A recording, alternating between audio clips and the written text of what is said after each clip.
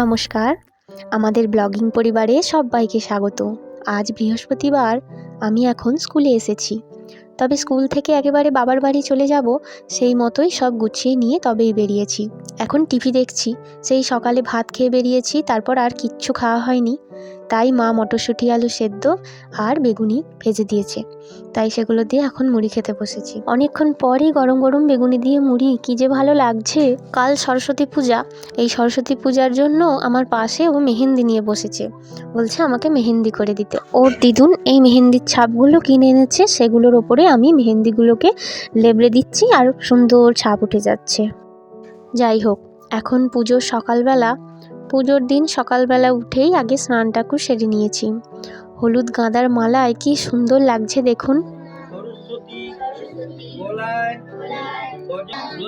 ছোট ছোট বাচ্চাগুলোর মনে একটা ভয় থাকে, পুষ্পাঞ্জলি না দিলে হয়তো পরীক্ষায় ফেল করবে অথবা ভালো রেজাল্ট হয় না, তাই তাড়াতাড়ি উঠে আগে পুষ্পাঞ্জলিটুকু দিতে হয়। আমরা অপেক্ষা করছি কিছুজন, এদের হয়ে যাবার পর আমরা পুষ্পাঞ্জলি দেব কিছুজন। আগেকার দিনে হাতে খড়ি হবার পর অ আ ক খ শেখানো হতো, এখন অবশ্য সেটা আর হয় না। হাতে খড়ির আগেই সবার বর্ণ পরিচয় অক্ষর পরিচয় হয়েই যায়। সময়ের সাথে সাথে সব নিয়ম কেমন পাল্টে যায় বলুন। আগের যার হাতে খড়ি হলো, তারপর এর হাতে খড়ি হচ্ছে। সকালবেলা উঠে মুখটা ফেস ওয়াশ দিইনি বলে এখন ফ্রেশ করে নিলাম। কত ঠান্ডায় তো ভুলে গেছি ফেস ওয়াশ দিতে। পুজো কমপ্লিট হলো, এবার আমরা যাব, ও আসছে আমাকে আনতে। আমি ততক্ষণ সেজে গুজে রেডি হয়ে থাকবো, তারপর যাব। পুষ্পাঞ্জলি দেবার পর এও আমার সাথে তৈরি হচ্ছে। আইলাইনার পরে এখন মুখটা শোকানো হচ্ছে। আর এই লেহেঙ্গাটা আমার মা ওকে কিনে দিয়েছে সরস্বতী পুজোয় পরার জন্য। খুব সুন্দর লাগছে, ওর গোলাপি রং পছন্দ, তাই গোলাপি কালার দেখেই কিনে দেওয়া হলো। কত ধৈর্য দেখুন, পড়াশোনায় যদি এত ধৈর্য থাকতো তাহলে ভালোই হতো। যাই হোক, চলুন এবার তবে আমরাও বেরোই। মায়ের গোলাপি শাড়ির রংটা এত সুন্দর, আমার এই নীল ব্লাউজটার সাথে একদম মানিয়ে গেছে, কি বলেন? অর্পণ আমাকে 9:30 আনতে এসেছে ঘুরতে নিয়ে যাবে বলে। কোথায় যাব ঠিক করতে পারছিল না, তাই বললুম চলো আমার কলেজেই ঘুরে আসবে। সেই লাস্ট এসেছিলাম গ্র্যাজুয়েশনের সার্টিফিকেট আনতে, তারপর আর আসাই হয়নি।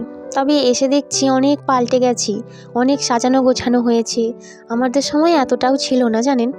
ক্যালকাটা ইউনিভার্সিটির আন্ডারে যতগুলো কলেজ আছে, নাকি আমাদের কলেজ এই সাজানো গোছানো পরিপাটিতে কোনো একটা স্থান পেয়েছে।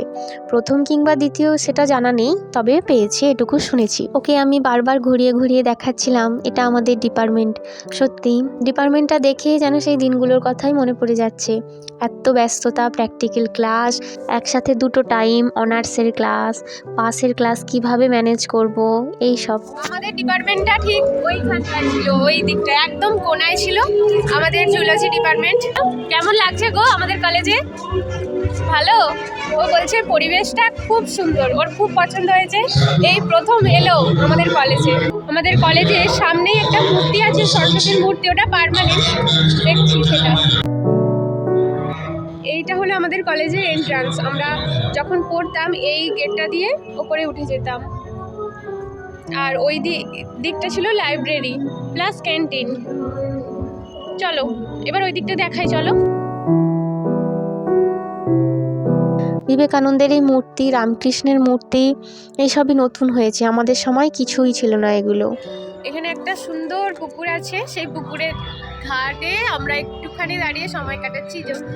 পুকুরের জলেতে ধারে ধারে গাছগুলোর যে ছায়াটা পড়েছে, খুব সুন্দর লাগছে, পরিবেশটাই পাল্টে দিয়েছে। আর প্রচুর ফটো তুলেছি এখানে।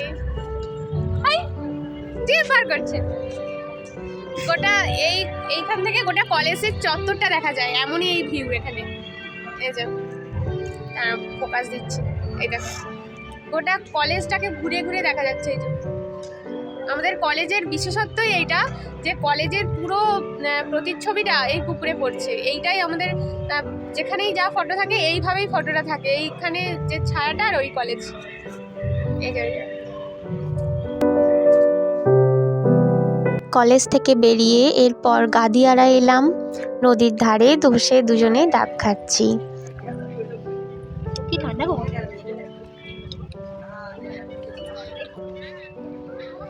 আমাদের কলেজ থেকে বেরিয়ে তারপর আমরা এখন এসেছি গাদিয়ারা। আমাদের কলেজটা হচ্ছে বেলপুকুর থেকে এবার এসেছি গাদিয়ারা। ওর ফার্স্ট টাইম গাদিয়ারা দেখছে। আমি অনেকবার এসেছি। কাকি আমি করুন দেখতে। নদীর ধারে বসে আছি, সামনে নদী, একুল দেখা যাচ্ছে না। ওই পাটটা পুরো ধোঁয়া, চারিদিকটা ধোঁয়া, মনে হচ্ছে যেন অন্য পৃথিবী। আর দূরে একটা কি আসছে ভেসেল টাইপের, জলের চলকা চলকা আওয়াজ হচ্ছে। আওয়াজটা যদি পারতাম শোনাতাম, সম্ভব নয়। আজকে খুব চড়া রোদটা উঠেছে জানেন। সকালের দিকটা ঠান্ডায় ছিল, যত বেলা হচ্ছে রোদ বাড়ছে, মনে হচ্ছে এটা যেন ফাল্গুন মাস। অনেকক্ষণই বসলাম, এবার ইচ্ছে করছে চারিদিকটা একটু ঘুরে দেখি। সামনে অনেক পকোড়া, মোমো, ভুট্টা, বিভিন্ন রকম পাপড়ি চাটের দোকান, চাউমিন এসবের দোকান বসেছে। তবে আমরা শুধুমাত্র ডাবটাই খেলাম। এই দুপুরবেলা ওসব খেয়ে আর পেটটা শুধু শুধু ভরিয়ে লাভ নেই। ওই দূরে ফেরিঘাট দেখা যাচ্ছে, চলুন একটু ওই দিকে যাই। গাদিয়ারা থেকে বাড়ি যাওয়ার পথে আমাদের ঠিক কফি কিচেনটা পড়ে। আমার সময় খাওয়া দাওয়ার জন্য আমরা একটু কফি কিচেনে স্টে করব। কফি কিচেনের সামনে চলে এসেছি। এই ফার্স্ট টাইম এলাম, দেখছি ভেতরটা গিয়ে। বাকি সব রেস্টুরেন্টের মতোই জানেন, সামনে দেখতে পাচ্ছি বিলিং কাউন্টারে পপিদির বর বসে আছে। স্পেশাল বলতে পপিদির ছবিগুলোই। এই হলো আমাদের বিলটা। Egg chicken biryani 110, mutton biryani 180, স্টার্টারে 2টি ললিপপ 30 টাকা করে, মোট 60 টাকা নিয়েছিল। শেজওয়ান চিকেন 160 টাকা। এত ভিড় হয়েছিল যে আমার প্লেটে ডিম দেয়নি, আর ওর কোয়ান্টিটিটা কম দিয়েছিল। তবে আমরা কমপ্লেন করতে অবশ্য প্লেট দুটোই চেঞ্জ করে দিয়েছিল। ব্যবহার ভালো, তবে খাবারের টেস্ট আমার মনে হয় অন্যান্য দোকানে আরও ভালো বিরিয়ানি আমি খেয়েছি। শেজওয়ান চিকেনটার ভালোই ছিল, তবে আমরা শেষের দিকে গিয়েছিলাম, মানে অনেকটা বেলার দিকে, তাই বিরিয়ানি শেষ হয়ে গিয়েছিল। এটা পপিদির বর নিজেই সবাইকে বলছিল। আর বিরিয়ানির সাথে ওরা নাকি পোলাও মিক্সড করে কিছু একটা নতুনভাবে বানিয়েছিল, তাই এক্স্যাক্ট যে পপি কিচেনের বিরিয়ানির টেস্ট কিন্তু আমরা ওই দিন পাইনি। পোলাও মিশিয়েছিল আমরা যেটা আন্দাজ করছি। এরপর দেওরায় এসে চকোবার খাচ্ছি। কমপ্লিট হলো আমাদের ঘোরাঘুরি। কেনার সময় বললাম আমি খাবো না, কিন্তু আমি খাচ্ছি। ওর আবার নাইট ডিউটি আছে, ওকে এক্ষুনি বেরিয়ে যেতে হবে।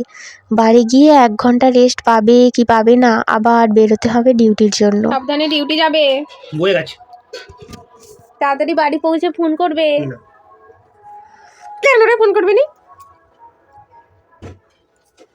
তোল এদিকে মুখটা, এদিকে মুখটা তো। সমস্ত ঘোরা হলো, এবার ডিউটি যাওয়ার জন্য বাড়ি চলে যাচ্ছে। ওর আজকে নাইট ডিউটি আছে, আর আমি এখানে রয়ে যাব। ব্লগটা ভালো লাগলে সাবস্ক্রাইব করে দেবেন পরের ভিডিওগুলো দেখার জন্য। আজ আসি, দেখা হবে কাল।